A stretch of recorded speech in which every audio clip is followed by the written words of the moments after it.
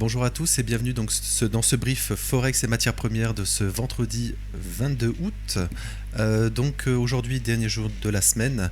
Donc cet après-midi à 4 heures, on aura donc le brief, le discours de Jérôme Powell. Donc pour le moment, on price donc une baisse des taux en septembre. Voilà, ça a vraiment fortement baissé par rapport à la semaine passée. On était plutôt vers 3 baisses des taux justement, 3 baisses des taux. Alors sur des plateformes comme Polymarket par exemple, en gros des plateformes de paris, en fait ils price donc 57%, on va dire moins de 60% de probabilité d'une baisse des taux en septembre. Alors en fait, ça sera ce qui va dire Jérôme Powell sera bien sûr important. Alors je pense qu'il sera très soft, il va rester très neutre de ce qu'il va dire. Mais voilà, en fait, il pourrait parler par exemple du PPI qui a été très mauvais par exemple. Du CPI aussi, c'était le core CPI donc qui exclut l'alimentaire et l'énergie qui était en hausse de 0,2%. Mais le CPI qui les inclut était stable. Voilà, c'était notamment de mémoire, donc c'était à cause un prix de baisse de l'essence et à une hausse moins forte que prévu de l'alimentaire. Voilà, et donc son discours sera très important. S'il fait également le lien avec les tarifs de Trump aussi, que les tarifs créent de l'inflation par exemple, ça pourrait être bien sûr très négatif pour les marchés, mais très positif pour le dollar si on reporte ou si voilà, c'est très probable peut-être qu'il reporte la baisse des taux, peut-être pas en septembre mais peut-être en octobre voire même décembre, en fait qui temporise pour avoir plus de données, ce qu'il fait depuis plusieurs mois bien sûr actuellement. Donc voilà, il faudra faire attention. Donc voilà, ça serait très positif pour le dollar, mais très négatif pour tous les assets à risque, et également pour l'or et le pétrole aussi. Mais ça, on va revenir juste après. Donc le dollar, on fait quelque chose d'intéressant, parce que hier, on parlait de cela justement, donc il fallait, le cours était donc bloqué dans ce fair value gap. Donc il n'y avait pas de force en fait, aucune force. Là on avait fait encore un sommet, on s'était fait rejeter pendant le brief justement. Donc ce qui était probable, si on restait dans ce fair value gap, c'était de continuation baissière tout simplement. Mais donc l'après-midi, on a eu le PMI qui a été au-delà des attentes, puis l'ouverture de Wall Street à 3h30. À l'ouverture, le marché donc, a breaké ici, a cassé son fair value gap ici. Et donc pour le moment, il se maintient. Il n'y a pas eu une fausse cassure, on va dire une réintégration. Pour le moment, ça se maintient. Donc ce qui est positif pour le dollar. Voilà, pour le dollar, là, actuellement... voilà, on pourrait créer un fair value gap si on continue à la hausse. Par exemple, fair value gap haussier peut-être pour la semaine prochaine. Par exemple, si Jérôme Powell donc est plus conservateur, on va dire, on aurait une hausse du dollar pour sûr. Ça veut dire que probabilité moindre de baisse des taux, ça veut dire un rendement plus important sur le dollar et donc un intérêt pour les investisseurs d'avoir du dollar avec un rendement supérieur à l'euro, par exemple. Voilà, donc sur le dollar, oui, donc on pourrait avoir, donc, en cas de hausse, par exemple, si on retourne ici dans ce fair value gap daily, par exemple, également en 4 heures. Et, en fait, la semaine prochaine, on aurait peut-être un fair value gap. Début de semaine, on pourrait revenir dedans et envoyer plus haut ensuite. Voilà, pour le moment, on n'y est pas, mais c'est un scénario possible. Voilà, en fait, ça sera le discours qui va conditionner beaucoup de choses aujourd'hui. Mais c'est pas mal ce qu'on fait. On pourrait donc vraiment retourner ici dans ce fair value gap 4 heures. Voilà, ça serait positif. Mais donc, si le dollar augmente, bien sûr, l'euro va baisser. On va passer dessus. Ça veut dire que l'euro va retracer euro USD. Voilà, l'euro retracerait donc au même endroit finalement, fair value gap 4 heures. Voilà, donc je regarde s'il n'y avait pas autre chose à dire sur le dollar rapidement.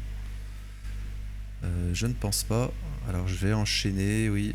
Ok, je vais enchaîner. Alors donc l'euro, la même chose. Voilà, fair value gap 4 heures si le dollar monte. Alors l'or justement, l'or. L'or, hier on avait fait quelque chose d'intéressant. On avait réintégré le range. Voilà, on l'avait réintégré. Et donc hier, si le dollar augmente, l'or, pardon, se déprécie en fait, un dollar fort. Comme c'est coté en dollars justement, l'or est coté en dollars, donc dollar fort dit une baisse du prix de l'or. Enfin, au moins une consolidation actuellement. Donc pour le moment, alors inversement, donc sur l'or, c'est pas très positif parce que voilà, on est dans ce fair value gap 4 heures ici. Donc hier, alors je vais vérifier rapidement en 1 heure pour voir la temporalité. Oui, donc c'était vers midi heure française. Donc hier, on comble ce fair value gap. Voilà, je vais le mettre en 1 heure rapidement. On comble le fair value gap ici, 1 heure et 4 heures. On a une belle réaction, mais ensuite, voilà, ouverture, après l'ouverture US, finalement, vers 15 heures, on fait un autre plus haut et on consolide.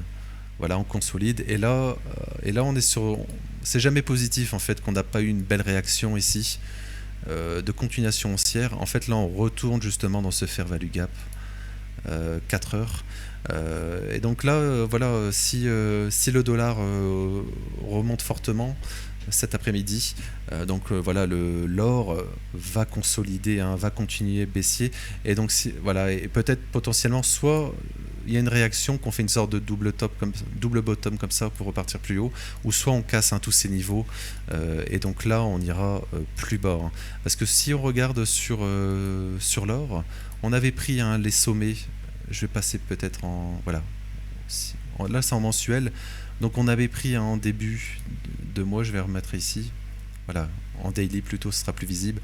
On avait pris tous ces sommets justement plus haut donc du mois précédent, et également de juin, hein, oui, plus haut de juin, on a pris les stops, et donc théoriquement il faudrait aller chercher donc au moins le plus bas de juillet ici. Voilà, on prend les plus hauts en début de mois, on se retourne et on va chercher les plus bas. Et sur du plus long terme, hein, j'en ai déjà parlé plusieurs fois, mais voilà, on est totalement hors des Bollinger, hein. J'ai mis les niveaux par exemple. Donc, ce qui m'invite à penser à un retracement sur l'or à moyen terme. Mais on n'est pas encore en fin d'année, donc il y a encore du temps. Mais sur du moyen terme, hein, je pense qu'il y aura un retracement d'ici la fin de l'année. Au moins une consolidation comme ça. Et peut-être l'année prochaine, voilà, on va créer un fair value gap semestriel par exemple. Début d'année prochaine, on va dedans pour ensuite envoyer plus haut ensuite. Voilà, mais on n'y est pas encore. C'est juste sur du moyen long terme. Je vais terminer donc sur le pétrole. Donc le pétrole également. Donc hier, on n'avait pas de signal de baisse, on retrace. Donc pendant le brief, hein, on n'a pas hier. Voilà, on était à ces niveaux ici. Donc après, on a donc début d'après-midi on retrace, après on rebondit, et aujourd'hui également on rebondit. Donc pour le moment on est plus dans une consolidation, hein, sur le pétrole WTI. Pour le moment on consolide, en fait on ne crée pas de fair value gap haussier ou baissier, il ne se passe pas grand chose finalement. Donc potentiellement on aurait peut-être un fair value gap haussier si on continue aujourd'hui à la hausse, mais le biais, je pense qu'il est toujours, après avoir cassé ici, hein, cette zone. Pour moi, le biais est toujours donc baissier sur le pétrole, et surtout si le dollar monte cet après-midi, voilà, ça sera baissier pour le pétrole, hein, le gold, le pétrole, les indices également, et les cryptos, hein, tout ce qui est indices et cryptos, ce qui sont des assets à risque, et également dans tout ce qui est coté en dollars, hein, le pétrole et le dollar et l'or, pardon. Voilà, donc pas grand changement sur le. En fait, il faudrait vraiment casser cette zone, avoir un vrai breakout ici pour réintégrer cette zone de range, hein, pour avoir finalement peut-être une fausse sortie. Mais bon, on a déjà fait cette fausse sortie au nord, ici. Voilà, on l'avait fait, un fausse sortie ici, et donc continuation baissière. Donc théoriquement, il faudrait spéculer sur beaucoup plus bas, hein, sur le pétrole. Et les objectifs, donc on en avait déjà parlé sur du moyen terme, on va dire. Voilà, si on perd ces niveaux ici, voilà, si on perd ce niveau, pour le moment on le maintient, un fair value gap weekly. Donc ça veut dire que si aujourd'hui on se fait rejeter, voilà, il faudra spéculer donc potentiellement sur la prise de ces lots. Et donc théoriquement, hein, les points d'intérêt évidents, c'est les plus bas, hein. Les plus bas sur du moyen terme, sur le pétrole. Voilà, donc voilà, je pense que ça sera tout. Oui, donc il faut vraiment, si on fait une mèche par exemple, parce qu'on a ouvert en gap baissier, hein, sur cette semaine. Donc si par exemple voilà, le dollar monte, le pétrole se déprécie, Et même si, par exemple, Jérôme Powell parle de peut-être ralentissement économique ou un deuxième semestre, un PIB peut-être inférieur aux prévisions, etc. Voilà, il faudra faire attention au discours, bien sûr. Voilà, donc je vais m'arrêter là pour aujourd'hui. J'espère que ça vous aura plu. N'hésitez pas à vous abonner, à liker, et je vous souhaite une belle journée. Merci.